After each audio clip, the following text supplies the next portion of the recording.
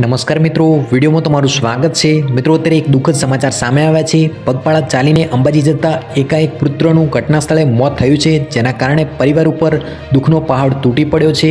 મિત્રો, અત્યારે લાખોની સંખ્યામાં ભાવિ ભક્તો ચાલતા અંબાજી જતા હોય છે। તો મિત્રો, એવી જ રીતે એક યુવક ચાલતા અંબાજી જઈ રહ્યો હતો, ત્યારે રસ્તામાં તેની સાથે દુઃખદ ઘટના બની હતી। ડીસાથી અંબાજી જઈ રહેલા એક યુવકને અજાણ્યા વાહન ચાલકે અડફેટે લીધો હતો, જેના કારણે તેનું ઘટના સ્થળે મોત થઈ ગયું હતું। આ ઘટનાની જાણ થતાં તાત્કાલિક પોલીસ ઘટના સ્થળે પહોંચી હતી અને એક ફરિયાદ નોંધી અને આગળની તપાસ હાથ ધરી છે।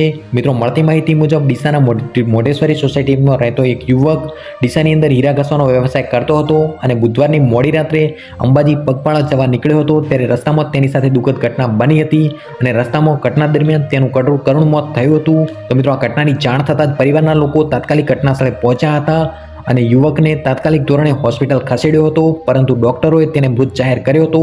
તેના કારણે મિત્રો પરિવાર ઉપર અત્યારે દુઃખનો પહાડ તૂટી પડ્યો છે, કારણ કે પરિવારના એકાએક પુત્રનું મોત થઈ ચૂક્યું છે। જો મિત્રો તમે પણ તેને શ્રદ્ધાંજલિ પાઠવવા ઈચ્છો છો તો કોમેન્ટ બોક્સની અંદર ઓમ શાંતિ લખી શકો છો। તો મિત્રો, આ કરુણ બનાવ અંગે તમારું શું કહેવું છે તે અમને કોમેન્ટ કરીને જરૂરથી જણાવજો। અને મિત્રો, વિડીયો પસંદ આવ્યો હોય તો વિડીયોને લાઇક કરજો, શેર કરજો અને ચેનલને સબસ્ક્રાઈબ કરજો। ધન્યવાદ।